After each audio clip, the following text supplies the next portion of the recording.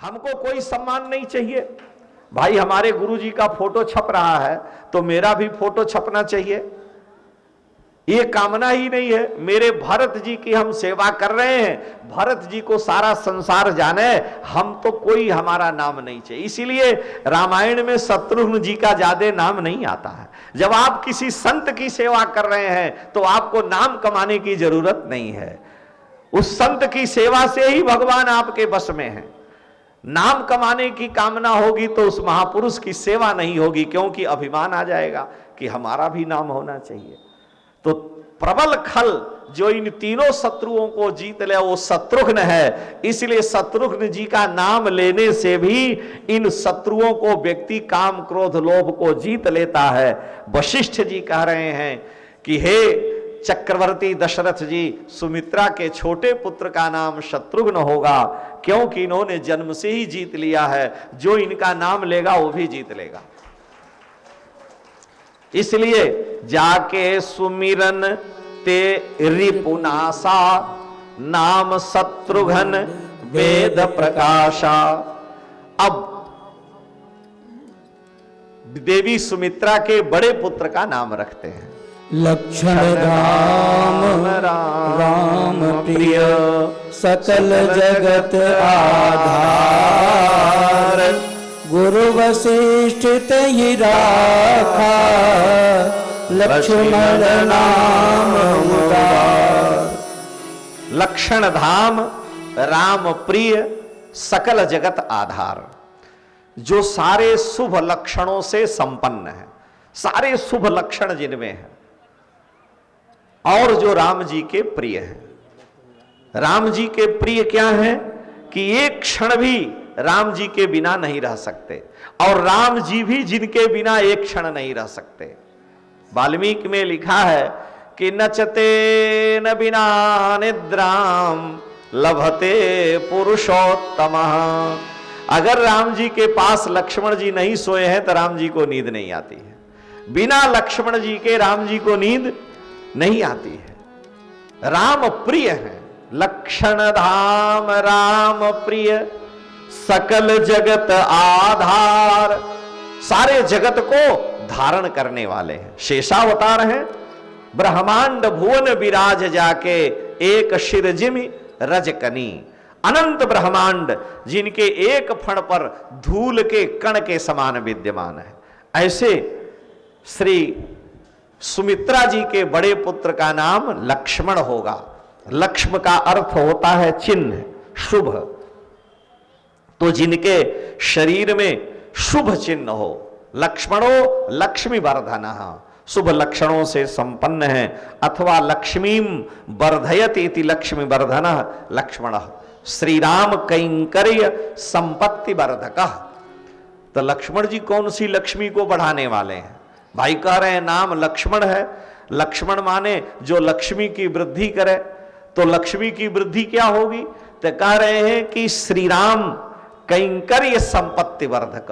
अरे लक्ष्मी जी बढ़ती है घटती है ये तो चलता रहता है, लेकिन राम जी की सेवा रूपी संपत्ति को बढ़ाने वाले हैं। भगवान की सेवा ही सबसे बड़ी संपत्ति है। संसार की संपत्ति तो आती जाती रहती है। संपदो विपदो नैव विपदः, संपदो नैव संपदः, विपद विस्मरणम विष्णोः, संपद संस्मरणम हरि। संपत्ति भगवान की सेवा है।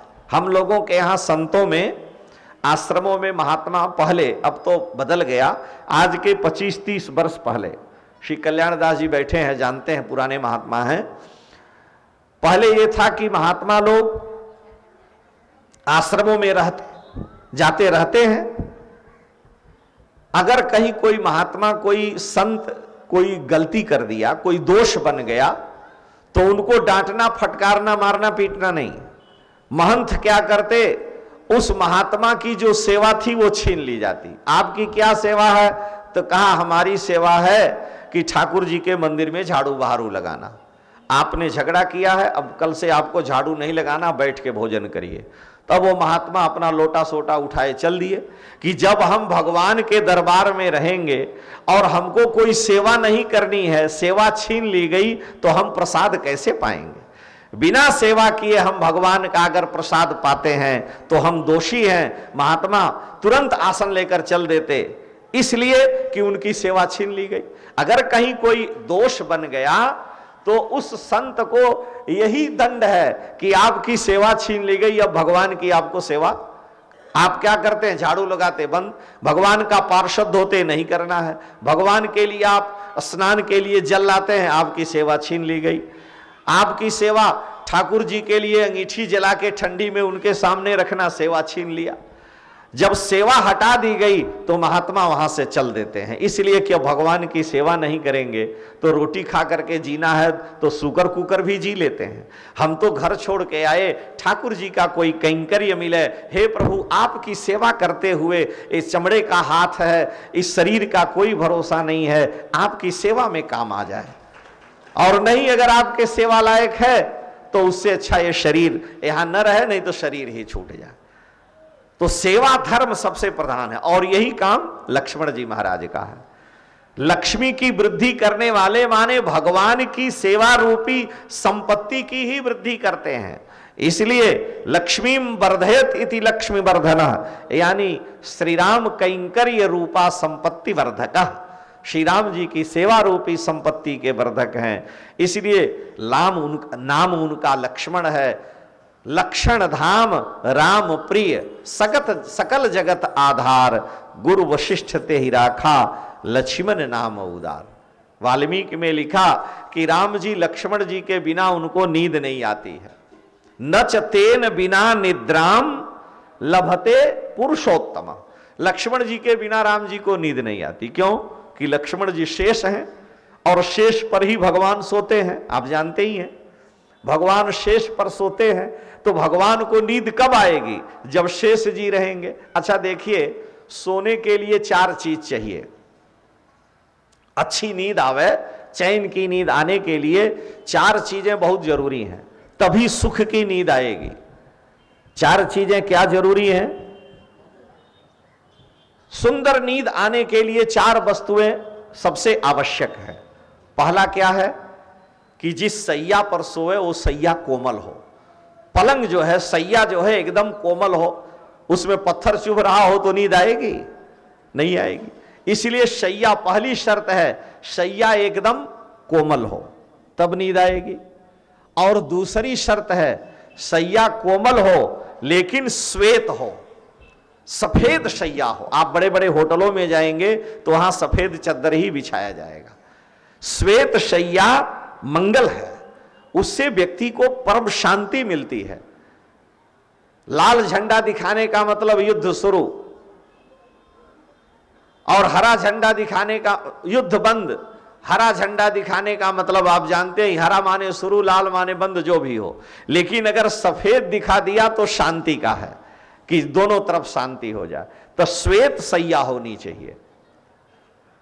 सोने के लिए सैया पहली शर्त है कोमल हो, दूसरी शर्त है श्वेत हो, सफेद सैया हो, स्वच्छ हो, और तीसरी शर्त है कि हल्का प्रकाश हो। नींद रात में कब आएगी? एकदम घुप अंधकार हो जाए तो भी ठीक नहीं, और एकदम 100 वाट का बल्ब जले तो भी नींद आना ठीक नहीं। इतना 0 वाट का बल्ब हो, वो भी अत्यंत झीना जल रहा हो तो नींद आती है, हल्का प्रकाश हो। तीसरी शर्त है, पहली शर्त सैया कोमल हो सुंदर नींद के लिए, दूसरी शर्त श्वेत सैया हो, तीसरी शर्त है, तीसरी चीज चाहिए कि हल्का प्रकाश हो। लेकिन मान लीजिए प्रकाश भी हल्का है, उज्जैन में आप अपने कमरे में रात में सो रहे हैं, हल्का प्रकाश है, एकदम झीना प्रकाश है, कोमल सैया पर सो रहे हैं, श्वेत चद्दर भी बिछी है, लेकिन गर्मी के महीने में यहां पत्थर पर पैर रखिए तो फफोले पड़ जाएंगे, तो कमरे में नींद आएगी? इतनी गर्मी है कि प्राण निकल रहा है, तो कमरे में सोइएगा कैसे? इसका मतलब एसी भी होना चाहिए, वातानुकूलित हो भाई, वातानुकूलित हो तब नींद आएगी, वातावरण अनुकूल हो। यानी वातानुकूलित कक्ष हो, ठंड गर्म का प्रभाव न पड़े तो नींद आएगी, स्वच्छ सैया सफेद हो, कोमल सैया हो, हल्का प्रकाश हो। वाल्मीकि जी लिखते हैं कि राम जी को नींद लक्ष्मण जी के बिना नहीं आती, क्योंकि लक्ष्मण जी ये चारों चीज ठाकुर जी के लिए रखते हैं। शेष पर भगवान सोते हैं।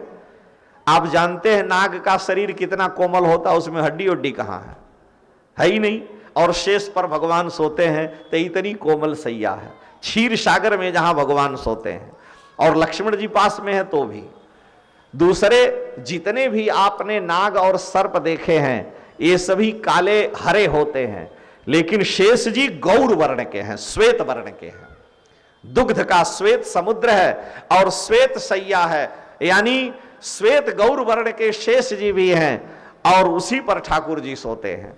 तो श्वेत चद्दर बिछा है, यानी लक्ष्मण जी स्वयं शेष हैं, एकदम शरीर उनका गुलगुल है, मुलायम है, श्वेत चद्दर बिछी है, श्वेत समुद्र के दूध है, क्षीर सागर है, अथवा श्वेत उनका रंग है, स्वरूप है।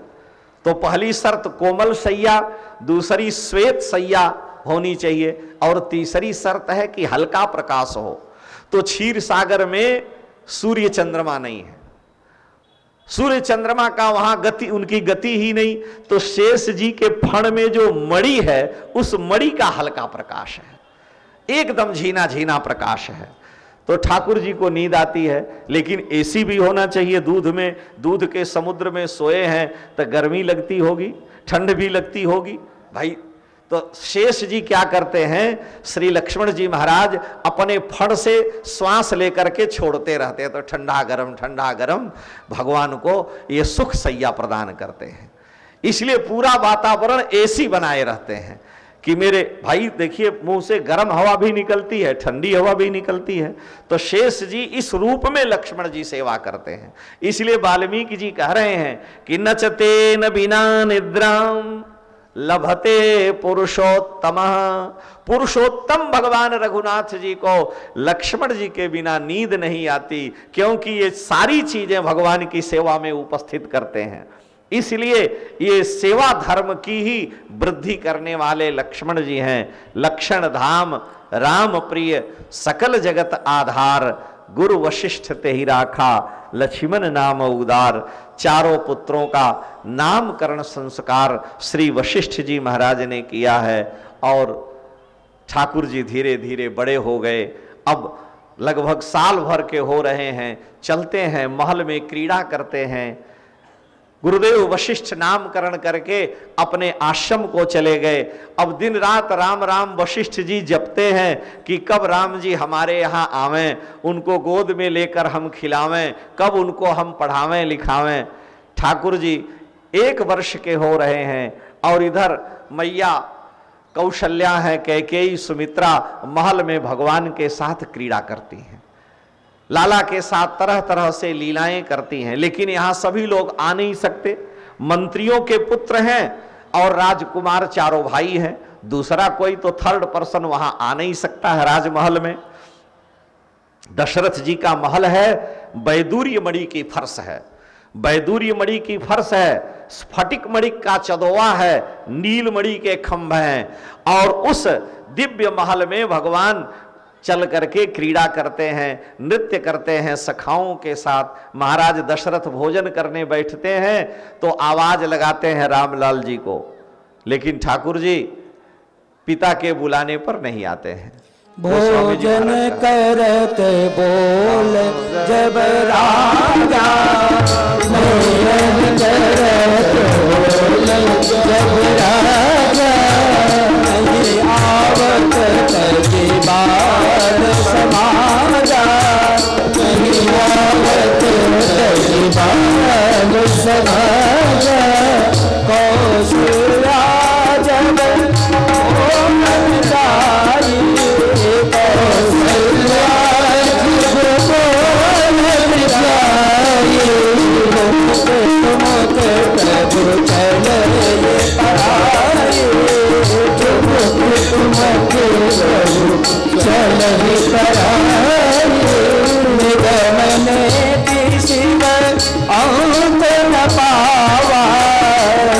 अपने तीर्थ अंत न पावा, आई धरे जननी हठ धावा, आई धरे जननी हठ धावा।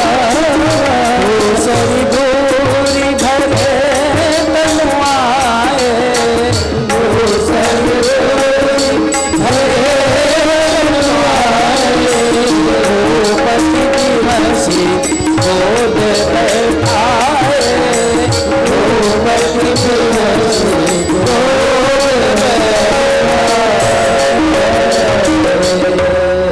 चक्रवर्ती दशरथ जी महाराज जब भोजन करने बैठते हैं, पहले तो अकेले पा लेते थे, लेकिन आज प्रभु के बिना उनका भोजन में मन नहीं लगता। मेरे अनंत जन्म की साधना, कई जन्मों के पुण्य से मुझे 4-4 पुत्र मिले हैं, मैं कैसे भोजन करूं बिना इनको पवाए। उनको गोद में बैठाकर एक दाना उनके मुंह में मिल जाए और उसके बाद मैं पालूं। तो महाराज के मन में एक कामना है, प्रत्येक पिता ये चाहता है। उससे बड़ा अभागा पिता और कौन होगा कि जो उसका पुत्र सामने है उसको बिना खिलाए पिलाए अपने खा ले। मुखिया मुख सो चाहिए खान पान कहू एक, पालई पोसई सकल यज्ञ तुलसी सहित विवेक। तो महाराज की कामना है कि लाल जी आवे, गोद में बैठाकर पहले उनको प्रसाद पवाएंगे तब हम पाएंगे। तुलसीदास जी करें भोजन करत बोल जब राजा, तो नहीं आवत तजिबाल समाजा। भगवान अपने सखाओं के साथ खेल रहे हैं और आते ही नहीं हैं। महाराज बार बार पुकारते हैं तो कौशल्या अम्बा कहीं कि आपके बुलाने पर नहीं आएंगे, क्योंकि पिता में अनुग्रह भी होता है, निग्रह भी होता है, और माँ में कृपा ही कृपा है।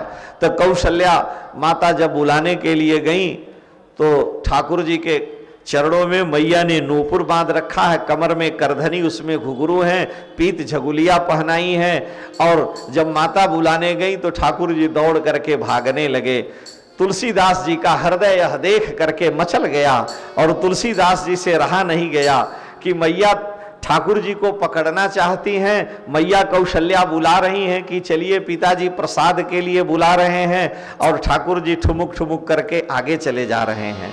तो तुलसीदास जी महाराज कह रहे हैं, तुमके चलत रामचंद्र बाजत पैजनिया,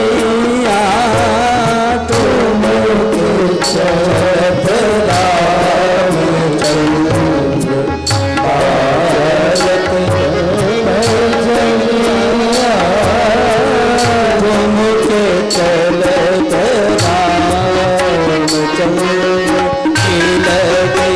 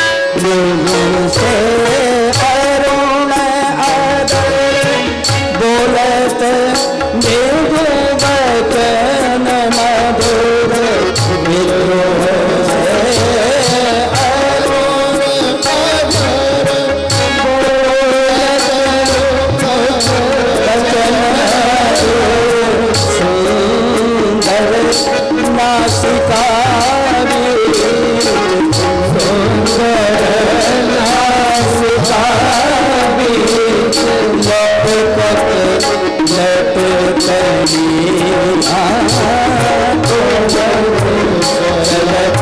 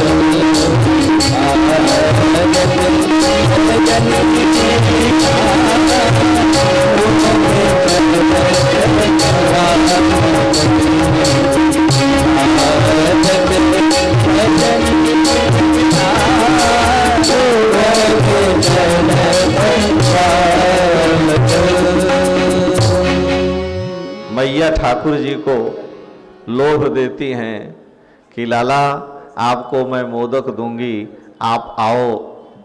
लेकिन ठाकुर जी ठुमुक ठुमुक चलत राम, भगवान वहाँ से धीरे धीरे चल देते हैं।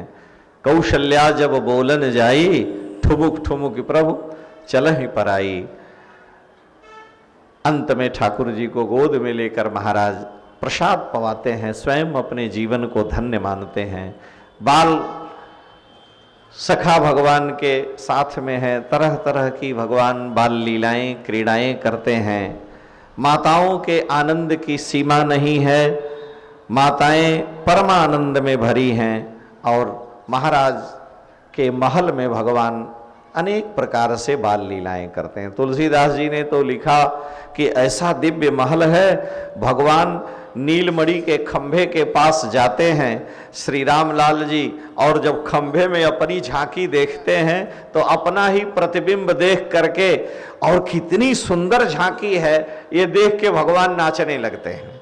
अपनी ही झांकी देखकर अपने ही नाचने लगते, नाचे ही निज प्रतिबिंब निहारी, अपना प्रतिबिंब देखकर नाचे लगते हैं, क्योंकि भगवान की सुंदरता ही ऐसी है, श्री रामलाल की दिव्यता सुंदरता ही ऐसी है कि उनकी लीला शक्ति उन्हीं को नचाने लगती है। और सखा सब भगवान के साथ में तरह तरह की क्रीड़ाएं करते हैं।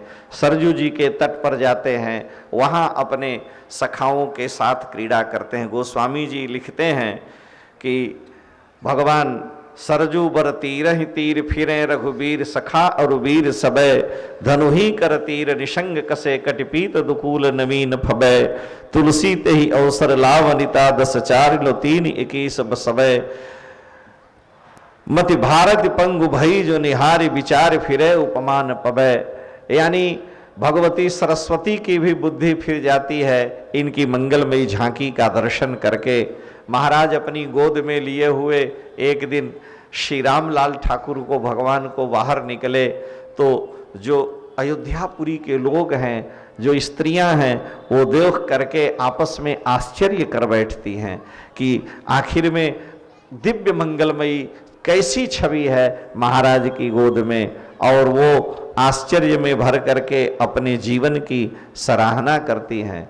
तुलसीदास जी महाराज लिखते हैं कि पगनूपुर पहुँची कर कंजनी मंजू बनी मनी मालहिए, पगनूपुर पहुँची कर कंजनी मंजू बनी मनी मालहिए,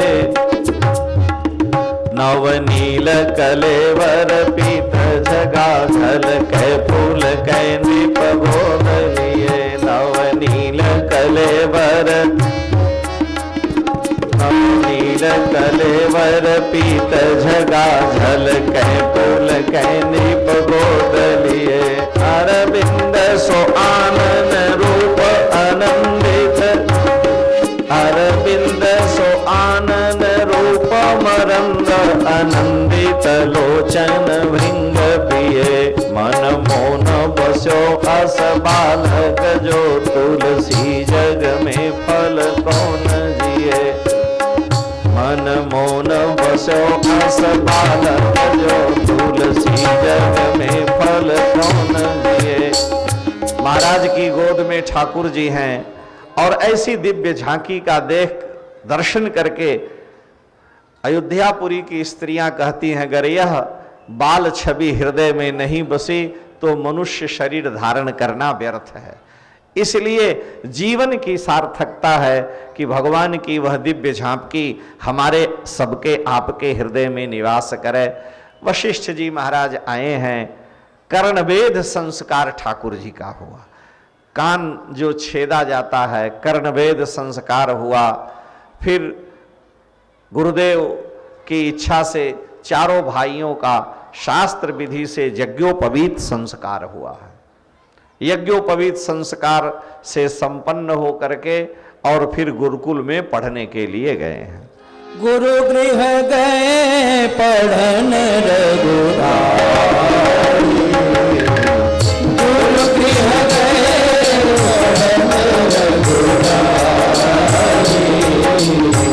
अलग काल तेजा सब आई, अलग काल तेजा आई, जाके सहज श्वास श्रुत चारी, जाके सहज श्वास श्रुत चारी, सो हरि पढ़ यह कौतुक भारी, सो हरि पढ़ यह कौतुक भारी, सो हरि पढ़ यह कौतुक भारी। श्रुति कह रही है, श्रुति भगवती वेद भगवान कहते हैं कि यस्य निश्वसितो वेदाः, यस्य निश्वसितो वेदाः ऋग यजुः साम अथर्वाख्यः इतिहास पुराणाख्यो पंचमो वेदः। जिनके श्वास प्रश्वास से वेद प्रकट हैं, इतिहास पुराण रूपी पंचम वेद प्रकट हैं, ऐसे प्रभु ऐसे परमात्मा गुरुकुल में पढ़ने के लिए जाएं। जाकी सहज श्वास श्रुतिचारी सो हरि पढ़ यह कौतुक भारी। ये बड़ा कौतुक है, बड़ी विडंबना है कि जिनके श्वास प्रश्वास से वेद प्रकट हैं वो भगवान पढ़ने के लिए गुरुकुल जाते हैं। इसका तात्पर्य यह है कि भगवान आचार्य को, गुरु को महत्व देते हैं। मेरे गुरुदेव वशिष्ठ जी महाराज बरसों से तपस्या किए हैं, अपने पिता की आज्ञा का पालन किए हैं, और आज मैं अपने गुरुदेव वशिष्ठ जी के गुरुकुल में जाकर पढ़ूंगा, उनकी गोद में सोऊंगा, उनकी शिक्षा दीक्षा को ग्रहण करूंगा, उनके अनंत जन्म की कामना को पूर्ण करूंगा। भगवान तो भक्त वत्सल हैं। हमारे यहाँ कहा गया है कि तुलसी दल मात्रेण, एक तुलसी दल चढ़ा देने से, तुलसी दल मात्रेण जलस्य चुल्लुके नवा, अथवा एक चुल्लू जल चढ़ा देने से, तुलसी दल मात्रेण जलस्य चुल्लुके नवा विक्रीणीते स्वमात्मानं भक्तेभ्यो भक्तवत्सलः। एक तुलसी दल अर्पित कर दिया, ठाकुर जी को थोड़ा सा जल चढ़ा दिया, तो विक्रीणीते स्वमात्मानं, भगवान ऐसे भक्त वत्सल हैं कि अपने को ही उसे दे देते हैं, समर्पित कर देते हैं, इतने कृपालु हैं। और वशिष्ठ जी ने तो हजारों वर्ष तप किया है, गायत्री का अनुसंधान किया है, कितने लंबे काल तक भगवान सूर्य की आराधना की है। वशिष्ठो जपताम बरह, लिखा है कि ब्रह्म गायत्री के जप करने वालों में वशिष्ठ जी अग्रगण्य है। वशिष्ठो जपताम बरह, ऐसे वशिष्ठ जी के हृदय में कामना है कि मैं इनका वात्सल्य सुख पाऊं, ये हमारे यहां आवे, इनको गोद में मैं खिलाऊं पढ़ाऊं। दशरथ जी को सुख मिला, हमारा भी अवसर है। तो भगवान गुरुकुल में जाते हैं। चारों भाई चक्रवर्ती दशरथ जी के चारों लाल गुरुकुल में जाकर के वशिष्ठ जी महाराज के यहाँ संपूर्ण शिक्षा दीक्षा ग्रहण करते हैं। अब आप कल्पना करें, राजकुमार हैं, 56 भोग जहां नित्य बनता है, माता कौशल्या, माता कैकेयी, सुमित्रा, दास दासियां अपनी हृदय से नाना प्रकार के कल्पना के अनुसार व्यंजन बना करके ठाकुर जी को पवाती हैं और गुरुकुल में आए हैं। गुरुकुल में कोई बड़ा नहीं, कोई छोटा नहीं, ऐसी दशा में राजकुमार हैं। अब इनका कैसे गुरुकुल में जो सामान्य प्रसाद मिलता होगा पाने में मन लगेगा, लेकिन भगवान बड़े प्रेम से गुरुकुल में जो प्रसाद मिलता है उसे पाते हैं। माता अरुंधति के हृदय में ये भाव होता है कि प्रभु देखो इतना दिव्य प्रसाद पाए हैं, अपने माता पिता को छोड़कर हमारे यहाँ आए हैं, इसलिए मैया अरुंधति अपने साथ में लेकर के राम जी को सुलाती हैं। तो ठाकुर जी कहते हैं कि माता जी मुझे नींद नहीं आ रही है। अरुंधति जी ने कहा लाल जी मैं भी आपकी माँ हूँ, आप सो। उन्होंने कहा नहीं, मेरी मैया कौशल्या लोरी गाती थी और लोरी गा के जब सुनाती थी तो मुझे नींद आती है। तो भगवती अरुंधति लोरी गा करके सुनाती हैं और ठाकुर जी फिर उनको नींद आती है, जब लोरी गाने के बाद ही उनको नींद आती है। ये उनका स्वभाव है, अपनी अरुंधति माँ को सुख देने के लिए। तो वो जो भी उनको खिस्सा कहानी है दुनिया भर की वो सुनाती हैं, रोज ये घटना है, उनके सुख की सीमा नहीं। तो इस प्रकार से भगवान गुरुकुल में रह करके माता अरुंधति गुरुदेव वशिष्ठ जी को सुख देते हैं और फिर लौट करके अयोध्या में आए हैं। चारों भाई सुखपूर्वक अयोध्या में है, धनुर्विद्या के बड़े पारंगत पंडित हो गए हैं, रोज शिकार खेलने के लिए वन में जाते हैं। शास्त्र में क्षत्रिय के लिए शिकार खेलना दोष नहीं है। शास्त्र कहता है कि जिस राजा के राज्य में मृग जिसकी नाभि में कस्तूरी है, कस्तूरी मृग अपनी मौत से मर जाता है, उस राजा को बड़ा भारी दोष लगता है।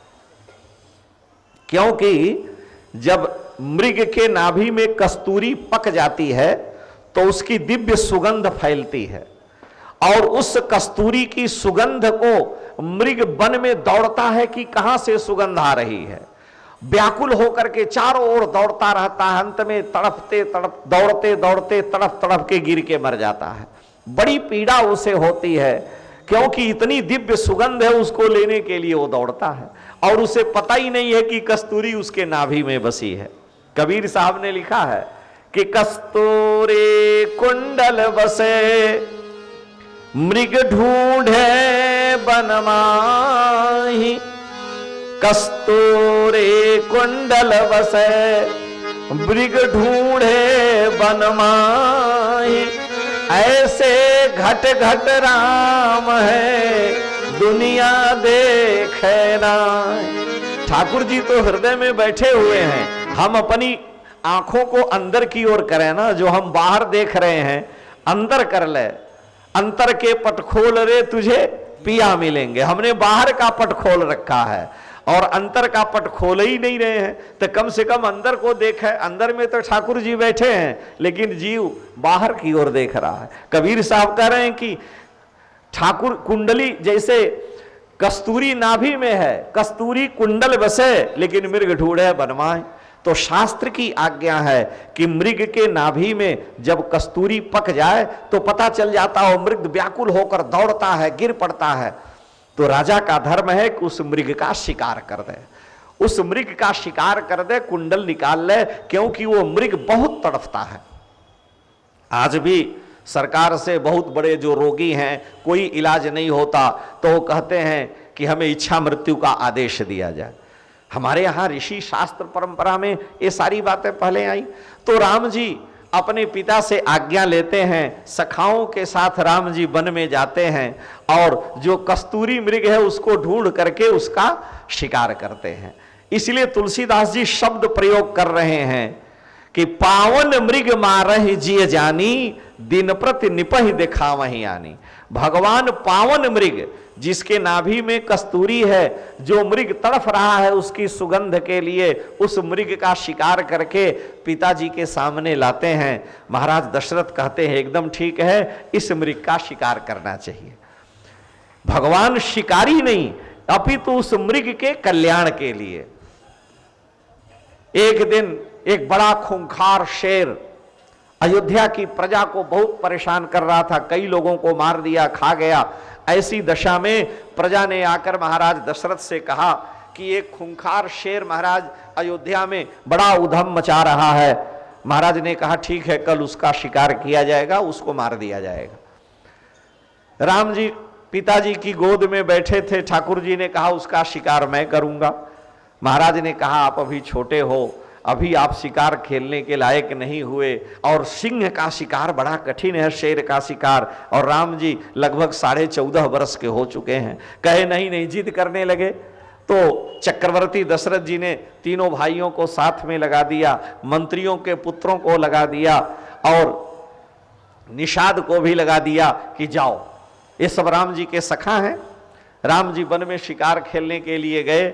उस शेर का शिकार करना है जो नरभक्षी हो गया है, लेकिन शर्त ये थी, राम जी ने कहा देखो शेर का शिकार मैं करूंगा, दूसरा कोई नहीं करेगा, और अगर शेर को दूसरा कोई मारेगा तो उसको मृत्यु दंड दिया जाएगा।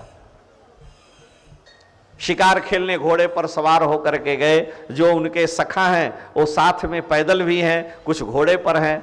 वन में गए और ज्यों ही धनुष की टंकार किए, धनुष की डोरी चढ़ा के जब खींचा जाता है तो बड़ी भयंकर ध्वनि होती है। ज्यों ही धनुष का टंकार किए, वन में बड़ी भयंकर ध्वनि हुई। आवाज सुन करके वो नरभक्षी शेर बड़े वेग से राम जी की ओर दौड़ा, क्योंकि इन्होंने ही धनुष का टंकार किया था।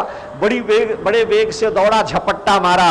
अभी ये बाण चढ़ा रहे थे कि वह इन पर आक्रमण कर दिया, लेकिन उनके बगल में राम जी के बाल सखा निषाद राज गुहदेव जी थे। गुहदेव जी ने छलांग लगा के तलवार से उसका सिर काट लिया, क्योंकि वो राम जी पर टूट पड़ रहा था और ठाकुर जी अभी सावधान थे, उसका सिर काट लिया। शेर वहीं पर गिर गया।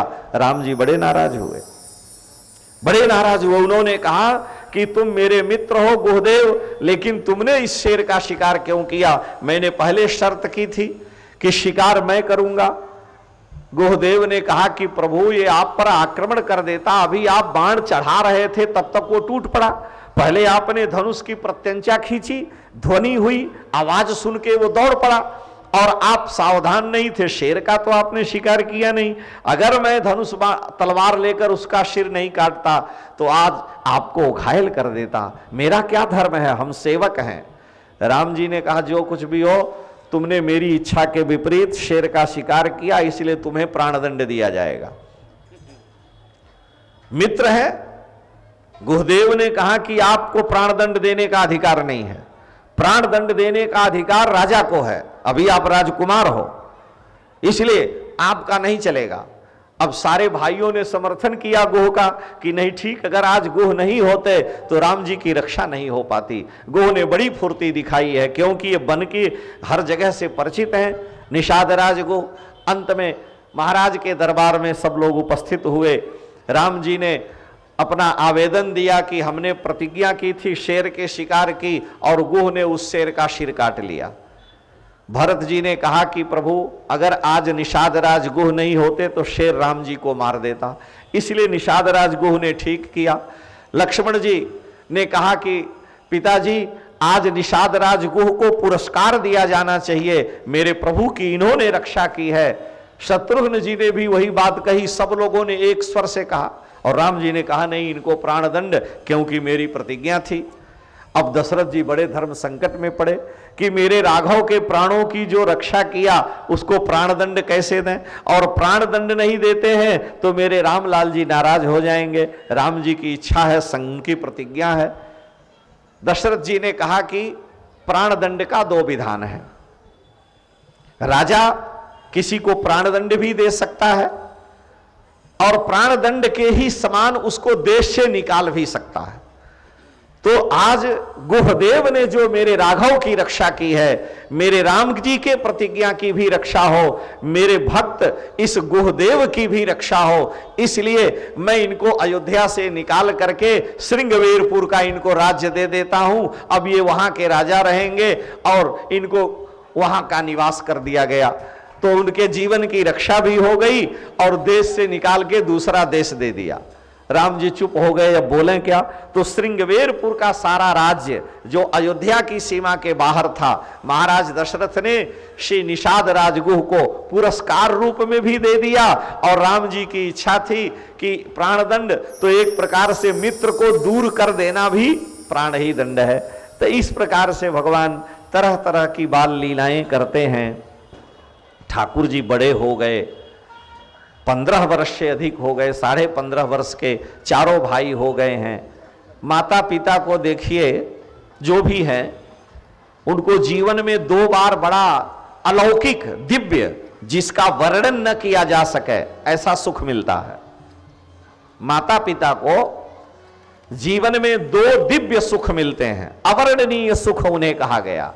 पहला सुख क्या है कि जब पुत्र होता है, पहली बार जब पुत्र होता है तो माता पिता को जो सुख मिलता है उसका वर्णन नहीं किया जा सकता। और दूसरी बार पहले पुत्र के होने पर, और दूसरी बार माता पिता को अपने जीवन में तब दिव्य सुख मिलता है जब उनके पुत्र का विवाह होता है। पहली बार पुत्र होने पर सुख, और दूसरी बार पुत्र का विवाह होने पर। हम लोग देखते हैं अयोध्या में, मुंह में दांत नहीं, पेट में आंत नहीं, वो भी पूरा कुर्ता पैजामा और सदरी झाड़ करके पुत्र के विवाह में नाचते हुए चलते हैं, देख के बड़ा बेकार लगता है। रटे तुलसी, जैसे तोता सीताराम सीताराम करता है, तुलसीदास जी कह रहे मेरे गुरु जी ने हमसे राम राम हमको रटाया कीर की तरह से। कीर जो राम रटे तुलसी, सो कहे जग जान की नाथ पढ़ायो। लोग कहते हैं कि जब ये बालक जन्म लिया, राम राम बोला, तो राम ही जी इसको पूर्व जन्म में सिखाए थे कि राम राम बोलना। तो तुलसीदास जी कह रहे हैं कि कीर जो नाम रटे तुलसी सो कहे जग जानकी नाथ पढ़ायो। सोई है खेद, इसी बात का दुख है, सोई है खेद जो वेद कहे, न घटे जन जो रघुबीर बढ़ायो। गोस्वामी तुलसीदास जी कह रहे हैं मुझे दुख इस बात का है कि नाम को कोई नहीं कह रहा है, मेरे ठाकुर के नाम की महिमा को नहीं लोग कह रहे हैं कि रघुनाथ जी ने इसको रटाया है, लेकिन यह नहीं, ये तो राम जी के नाम का प्रभाव।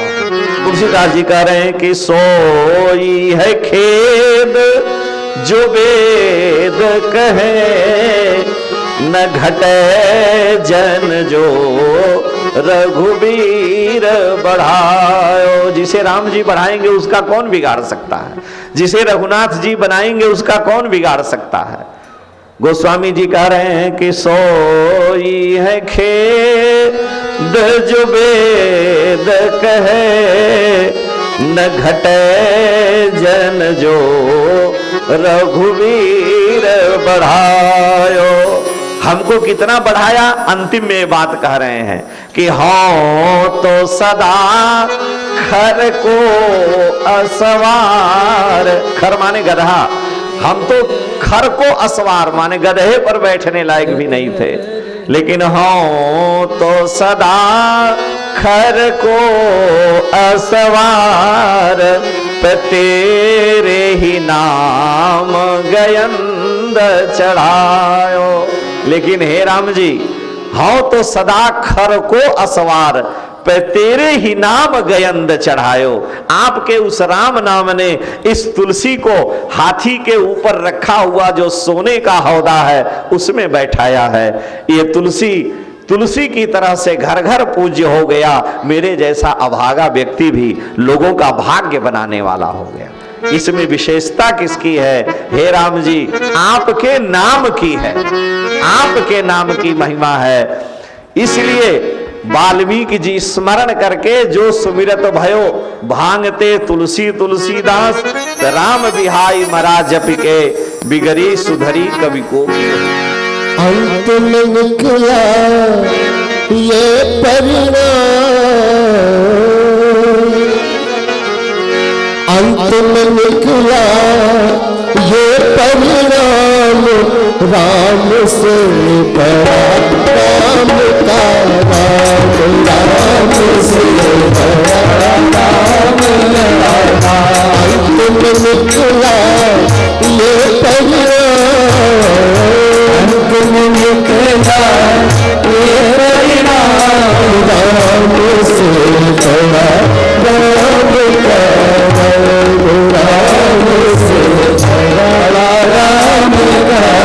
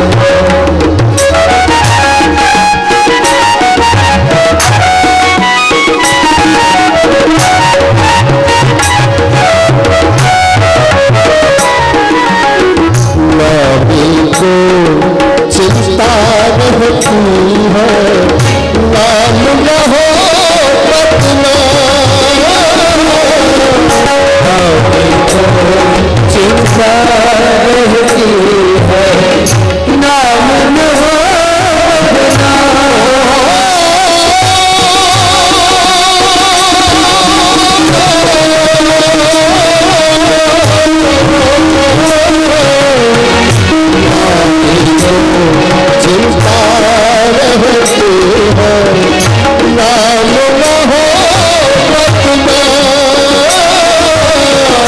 नाम मोहब्बत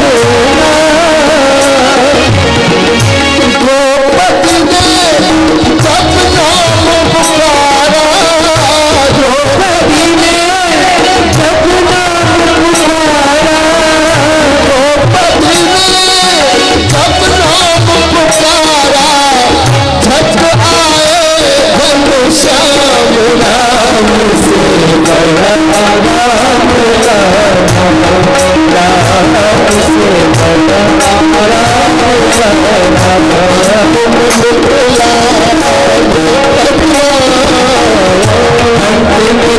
बड़ा ये परिणाम से बड़ा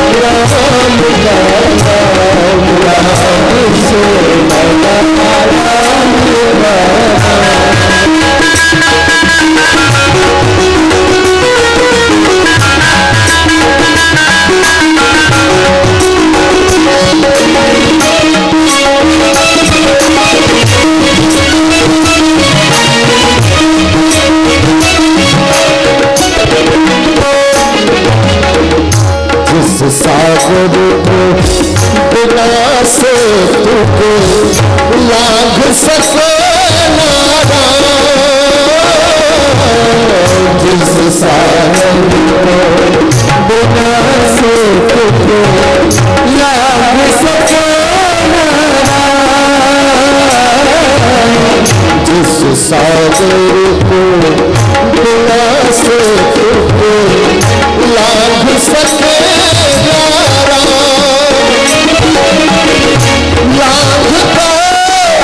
हनुमान उसी को लाभ हनुमान उसी को लाभ हनुमान उसी को लोक राम का नाम से बड़ा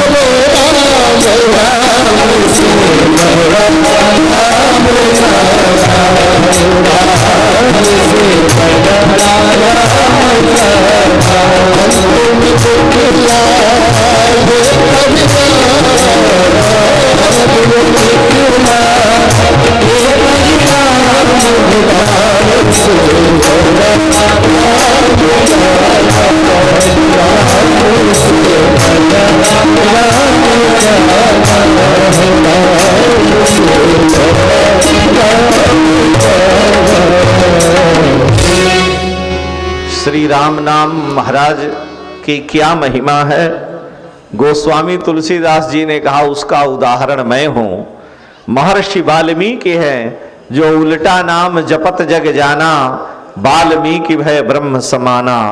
राम बिहाई मरा जपिके, बिगड़ी सुधरी कवि कोकिल हो की। ऐसे श्री राम नाम महाराज का चयन श्री वशिष्ठ जी ने किया है और वशिष्ठ जी ने निश्चय कर रखा है।